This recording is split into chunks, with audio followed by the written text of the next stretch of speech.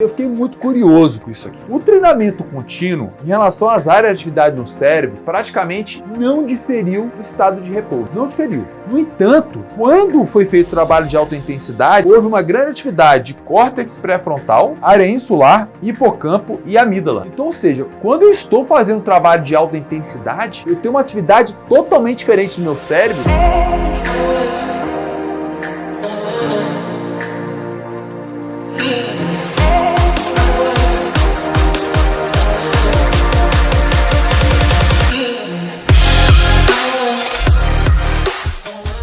Muito bom, começando mais um Conexão Científica, esse programa, hoje nesse podcast tão especial, onde a gente vai estar falando de um tema muito importante para você hoje. Se liga, o HIIT pode estar produzindo opioides no cérebro? Como é que seria essa conexão? Praticamente o efeito canabinoide, exatamente, um baseado, será? Como é que seria isso? Então hoje no Conexão Científica nós vamos abordar essa temática tão importante no tema bem relevante agora de 2009 no artigo publicado. Lembrando que o Conexão Científica tem um grande papel importante para você. Cientes são 500 mil artigos publicados todos os anos. Qual o melhor artigo? Como ler, como interpretar e principalmente como aplicar. E é isso que a gente vai aprender aqui no Conexão de hoje. Fica ligado que está começando mais um Conexão Científica agora. Muito bem, então Conexão, o que a gente vai aprender hoje? Sempre com essa frase. Esse artigo é um artigo... Eu achei bem interessante mudar um pouco a temática, até porque eu gosto muito de correr, treino há muito tempo, já fiz mais de 28 mil Ironmans já fiz 14 maratonas, já fiz um Ironman, gosto de treinar, treino 3, 4 vezes na semana, meu treinamento cardiovascular, entre 10 e 20 quilômetros, dependendo quando eu treino maratona, eu treino mais. E a gente sente aquela sensação de euforia, aquela sensação de bem-estar, você já sentiu isso também? E aí eu falei, vou dar uma estudada sobre isso, e eu sempre achei interessante e achei esse artigo para a gente compartilhar qual seria esse efeito no cérebro em relação ao humor também. Muito bom. E aí, o HIIT teria esse efeito opioide? Vamos discutir um pouco sobre isso? Fica ligado que a gente vai trazer um artigo bem recente. O que mais me chama a atenção desse artigo, acredite, onde ele foi publicado numa revista Neuropsychopharmacology, ou seja, o papel de um opioide, que na verdade é uma droga, é uma morfina. Exatamente. Quando eu falo de opioide, é igual você tomar uma morfina. A gente sabe que a morfina é uma das drogas mais poderosas, analgésicas que existem. E teria o papel do exercício essa função? Sim. Vários trabalhos já mostraram isso. E aqui esse trabalho ele tem um desenho experimental um pouco diferente, que ele compara com o treinamento aeróbio também. E essa comparação sempre é muito relevante. O nome do autor é o Sani Joki, da Universidade da Finlândia. E tem o título, Liberação de opioides após o HIIT.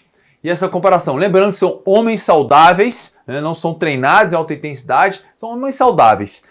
E ele traz uma problemática interessante, né, para esse trabalho, onde ele fala, o exercício tem um papel importante, neuromodulação, em relação à parte de humor, a parte cognitiva, afetiva, emocional. Sim. Então ele vai trazendo uma série de trabalhos sobre isso, falando do efeito do humor, da depressão, da ansiedade. Todos esses benefícios, o exercício está bem documentado. Esses dias eu até coloquei no meu canal de Telegram, no meu grupo de Telegram, onde justamente é a mentoria do canal da saúde funcional. Se você não entrou, clica aqui embaixo, vai ter o canal para você entrar lá, que eu sempre discuto esses temas ligados à parte cognitiva, afetiva, emocional, do exercício, da meditação, do mindfulness, da conexão mente e corpo. E essa conexão mente e corpo muito bem forte. Ou seja, quando eu estou contraindo uma musculatura com uma corrida, o quanto esse papel teria nessa conexão mente-músculo também. Ele fala justamente que ele quer trazer a problemática, né? Então ele já fala do papel do exercício, tendo um efeito psicoemocional importante, e que o trabalho de HIIT teria um benefício maior para a parte cardiovascular do que o treinamento contínuo. Isso é bem claro, até porque um vai trabalhar abaixo do limiar anaeróbio, outro acima do limiar anaeróbio, e ele poderia ter um estímulo maior também. Então ele quer trazer toda essa problemática para poder justamente justificar o objetivo dele, o problema dele. Assim que os estudos, né, tem uma introdução geral do que existe na literatura para confrontar um pouquinho com o que ele tem e aí trazer o objetivo dele. Ele aborda também de uma forma bem interessante, e aqui eu trago para vocês uma breve revisão, lembrando que o trabalho HIIT de alta intensidade, principalmente que ele foi muito popularizado em em 96 aí, quando o Tabata começou a falar do treinamento Tabata, treinamento de alta intensidade, com estímulos de 10, 20, 30 segundos, aí vem o Dybala também nessa mesma linha, né, mostrando o efeito do trabalho cardiovascular, ou seja, treinos de, muitas vezes, estímulos de 5, 10 minutos, poderiam melhorar ou ser similar a um trabalho contínuo de 1 hora, o que ganharia tempo, né, ciente que não tem nada a ver com emagrecimento, e aí popularizar o HIIT para emagrecer, que na verdade não tem nada a ver uma coisa com a outra. Mas na melhora cardiovascular, o Zatopek já fazia isso desde a década de 40, 50, quando ele fez os treinos de 400 metros, na verdade ele fazia cada 400 metros para 58, e aí fazia aí, na verdade, mais de 100 tiros de 400 metros, que ele simulou isso para maratona, que ele ganhou, foi um fenômeno, ganhou uma prova de 10 mil, de maratona, de 5 mil, tudo que ele pôde ganhar naquela Olimpíada do período da Segunda Guerra Mundial. Então já existe há muito tempo. O que acontece? Quando você faz o trabalho de HIIT, você tem uma alta atividade glicolítica, enzimática, oxidativa, você trabalha muita fibra tipo 2, você trabalha acima do limiar anaeróbio, ela é exaustiva, é cansativa, tem que ter um componente psicológico muito forte. Quando eu vou fazer treino de tiro, você sabe disso, não é brincadeira, né? E aí você também tem alguns componentes importantes. Em 1996, né, teve um artigo publicado que ele cita aqui da teoria de justamente da produção de endorfinas com o trabalho cardiovascular. Na verdade, já se fala dessa teoria desde 1985, exatamente, até coloquei aqui, tá? A questão da endorfina, exercício, dopamina, que se fala disso, ou seja, se fala isso aí há mais de 35 anos aí, se fala dessa questão. E teria uma produção de beta-endorfinas maior ainda quando o indivíduo faz um trabalho de alta intensidade com o HIIT. Teria essa produção de beta-endorfina maior, a gente vai explicar de uma forma bem interessante isso. Por que acontece isso mais no HIIT, né? Na verdade, o HIIT é um grande estresse para o corpo. E aí teria uma situação de maior produção de opioides, e é importante entender que um dos tipos de opioide que você tem é o M, né? Tem esse Mzinho aqui, ó, pequenininho, que aí você tem uma sigla que é o MORE. Justamente o M é um dos 3 tipos de opioides, esse é o MORE, onde ele vai estar medindo nesse trabalho, que é justamente a perspectiva dele. E ele cita também outro ponto importante, que já existem trabalhos mostrando o efeito euforia até com 2 horas de treinamento, principalmente treino de maratona, eu sei disso. Depois que eu estou treinando 1h30, principalmente 2 horas, 3 horas então, você parece que está em um outro planeta, outra situação, está tudo anestesiado. Quando acaba, você sente muitas vezes aquela dor, mas durante você não sabe o que acontece com você. E depois do treino, você fica muito calmo, muito sereno, muito tranquilo, é interessante. Realmente, existe o efeito canabinoide. Tem trabalhos realmente mostrando isso, publicado agora, né, em 2018, o efeito canabinoide, realmente uma droga, né, produzida, um baseado, né, com a corrida também. Eu falo que eu sou até viciado nisso e é bom demais. Mas vamos direto para a hipótese do trabalho. Será que o HIIT teria um maior papel na produção desses opioides com treinamento contínuo? Ele vai detalhar bem que o HIIT vai trabalhar com estímulos de 30 segundos, né, com 3, 4, 5 estímulos, vou falar da metodologia, e o trabalho contínuo seria com intensidade ali de 75% de frequência cardíaca, né, numa frequência constante o tempo inteiro por 60 minutos. E aí ele teria essa produção de MORE maior, né, justamente MORE aqui, e alterações de humor. Ele vai estar medindo isso. Será que teria realmente MORE efeito? E aí, para esse trabalho, o que ele fez? Ele utilizou 22 homens saudáveis, foi uma amostra até pequena, mas no estudo você vai ver bem detalhado, tomografia computadoras, dá trabalho fazer isso aqui, viu? Não é brincadeira não. Saudáveis, 26 anos em média, não podia estar utilizando drogas, remédios, doenças pré-existentes, tabagismo, álcool, não podia ser um atleta de alto nível, tinha que ser uma pessoa saudável, né? Então, até para não ter a capacidade de interferir nesse resultado e estar adaptado aos estímulos, principalmente do HIIT. E aí ele fez o seguinte: 3 horas de jejum antes dos testes, nada de cafeína, as pessoas estavam preparadas para aquele teste e eles foram randomizados em 3 grupos. Um era um controle, uma condição controle normal, onde não fazia nada. O outro era um HIIT, com 5 estímulos de 30 segundos de alta intensidade, com descansos de 4 minutos, sendo que sempre era no ciclismo, na verdade eles pedalavam, né? E daí então eles recuperavam 4 minutos a intensidade e o outro foi um treinamento contínuo de 60 minutos com 75% da frequência cardíaca. E aí, o que deu? Como é que foi? O que aconteceu? Né? E para essas medidas, eles fizeram uma tomografia computadorizada, usaram várias escalas visuais analógicas, perguntando satisfação, irritação, euforias, e alguns, vocês vão ver aqui já todas essas escalas. Então, após o teste, eles faziam uma tomografia computadorizada, tinha uma análise séria, o que acontecia, qual era a parte mais ativada, córtex pré-frontal, ínsula, hipocampo, amígdala, o que acontecia com esse treinamento. Escalas de humor e também a medida também do MOR aqui, que seria uma medida sanguínea. E os resultados mostraram de uma forma muito interessante. Olha só, vocês vão ficar, eu fiquei muito curioso com isso aqui, muito curioso. O treinamento contínuo, em relação às áreas de atividade no cérebro, praticamente não diferiu do estado de repouso.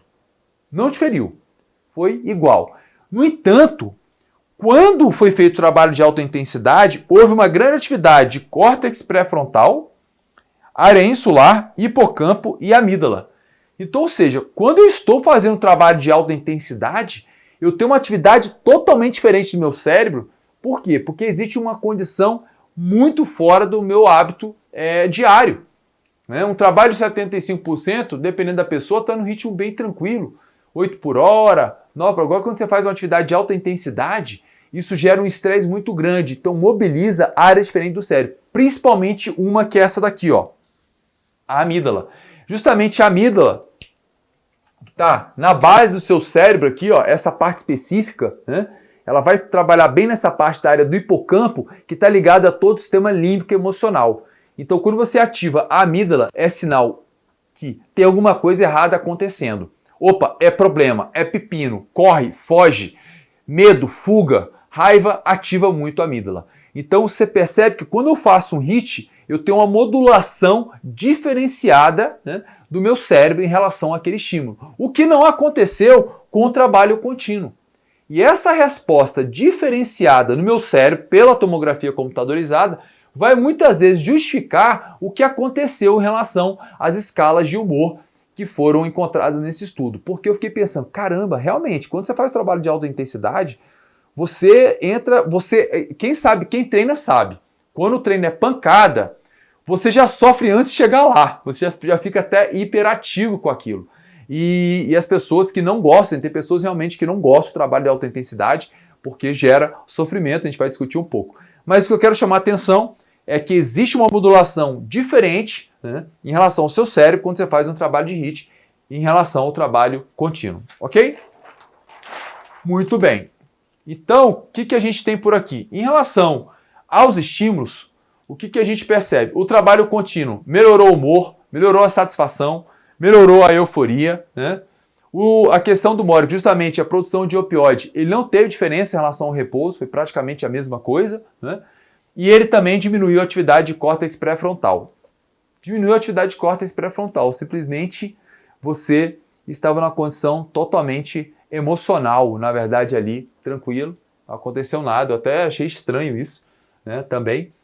Aqui, o trabalho de alta intensidade diminuiu a atividade de córtex pré-frontal, né? Apesar que a gente falou do trabalho da amígdala ter sido maior, que justamente no meio do seu cérebro, que é justamente o sistema límbico emocional bem ativo. E aí, se a gente tivesse uma dosagem hormonal aqui, eu acredito que daria um cortisol mais elevado, um GH mais elevado, noradrenalina, adrenalina mais elevado também, que são justamente hormônios importantes, talvez GH, hormônios do estresse. E aí, o que acontece? Houve uma diminuição do MOR. E aí, o que surge? Com a diminuição do MOR, pelo incremento do MOR, você tem uma redução do MOR, que na verdade, quando o MOR cai, você tem um aumento da produção de opioide. Exatamente. Então, quando ele diminui, ele está ligado diretamente ao sistema límbico emocional, bem aqui no meio do seu cérebro, tá?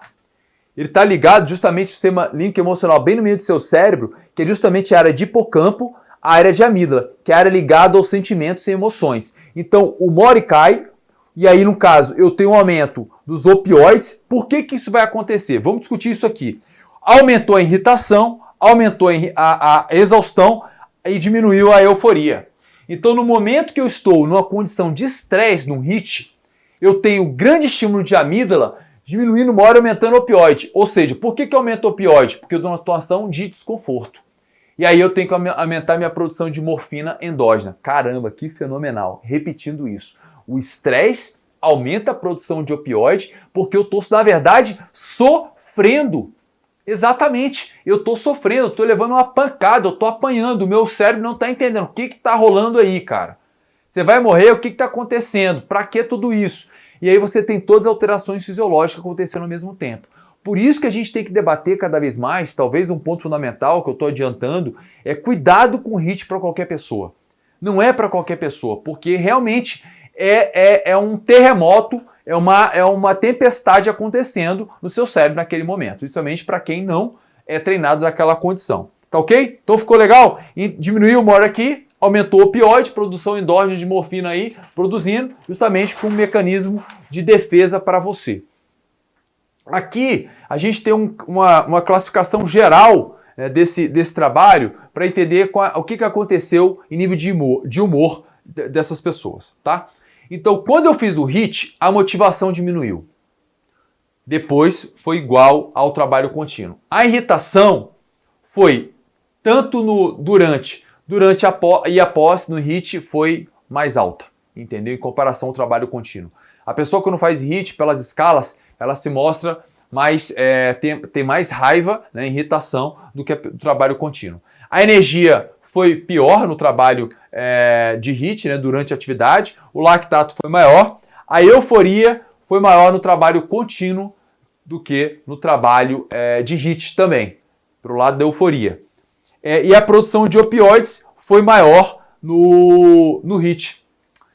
Então o que a gente percebe? Com essa escala geral, você pode falar assim, então é melhor fazer o trabalho contínuo, não, então eu não faço HIIT, e aí, então eu estou produzindo mais opioide, vai ser legal para mim, porque eu vou estar numa condição de relaxamento após o treino. Calma, vamos discutir um pouquinho, vamos levar isso para o nosso caso prático, para a gente interpretar algumas questões. Até porque tem que pensar nisso na vida real, ou seja, na prática.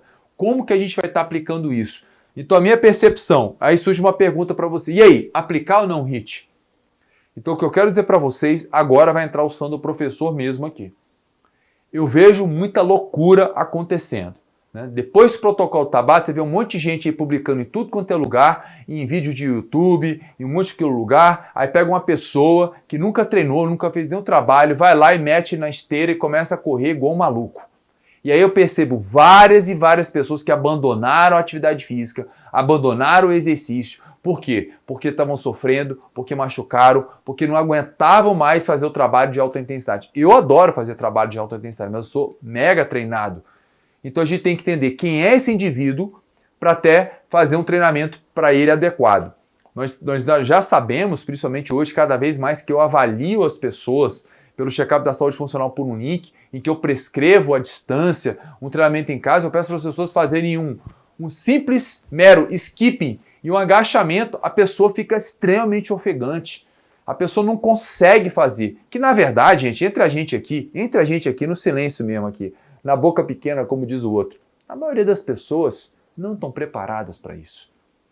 E aí surge a grande questão, o que é HIIT?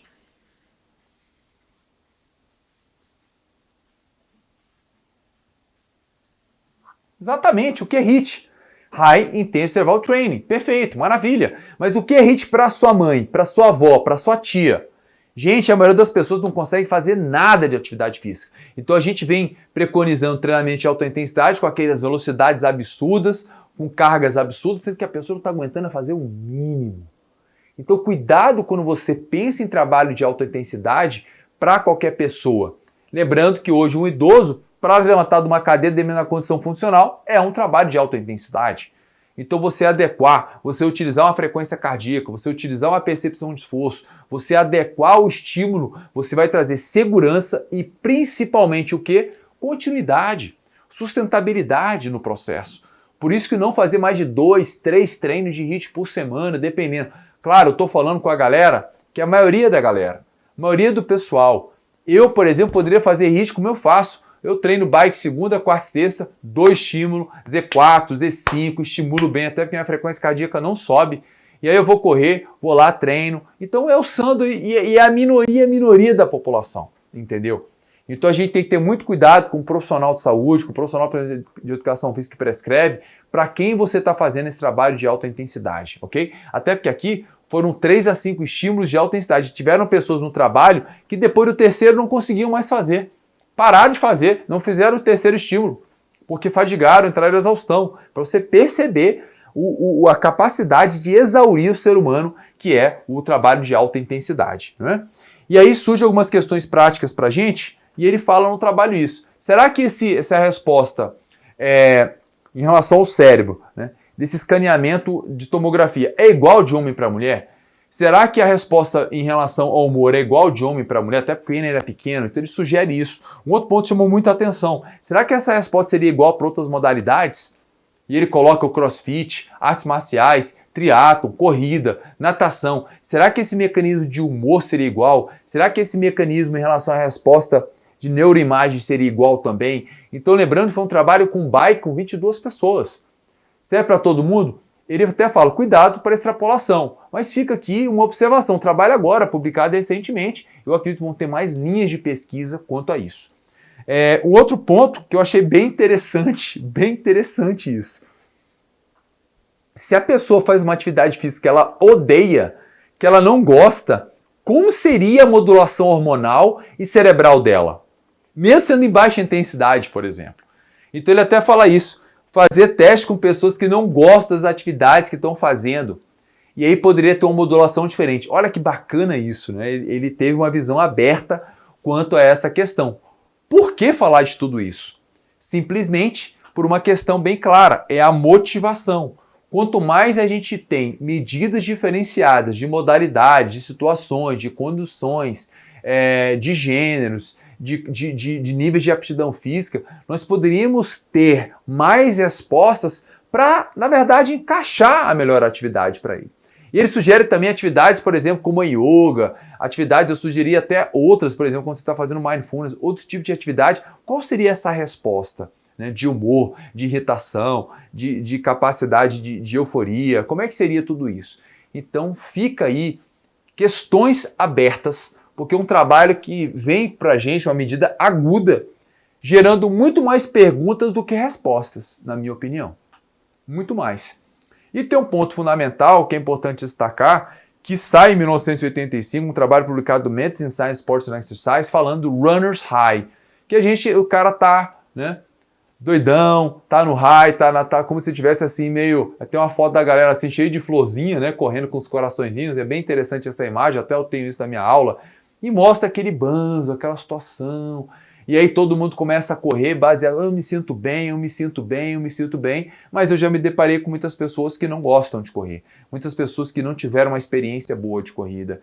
E aí ontem mesmo eu falei com uma pessoa que foi fazer um teste, ele começou a odiar a corrida, porque ele foi fazer um teste para concurso público, um TAF, e o professor dele detonou ele, botou ele para correr, e falou, cara, eu odeio correr.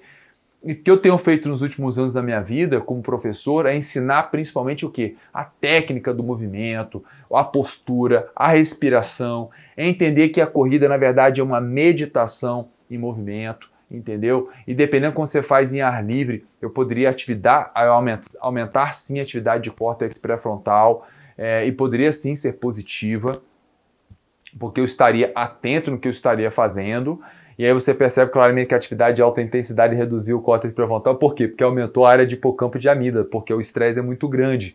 Mas quando eu estou correndo numa condição confortável, principalmente sem ter uma televisão de assassinato, de morte e tal, eu estaria numa condição focada, presente no meu movimento, sem sofrimento. Porque se eu tenho sofrimento, eu vou ter menor atividade realmente de córtex pré-frontal. Porque eu estou pensando assim, terminar o mais rápido possível. É até lógico isso. Mas o que eu busco ensinar para as pessoas é buscar estar presente naquele momento, pensando na respiração, pensando no seu momento, umbigo para dentro, seu movimento, e curtir aquilo. Porque eu poderia ter todo o efeito de beta-endorfinas, e aí com estímulos de alta intensidade ter uma produção maior de opioides, e sim ter um efeito pós-exercício muito interessante e muito positivo. Então esse trabalho fica aqui, várias questões além dele. Você como profissional, né, que está me ouvindo, que está me vendo aqui, você que está treinando, que está correndo, busque um profissional qualificado. Busque uma pessoa que te avalie, te conheça, te compreenda.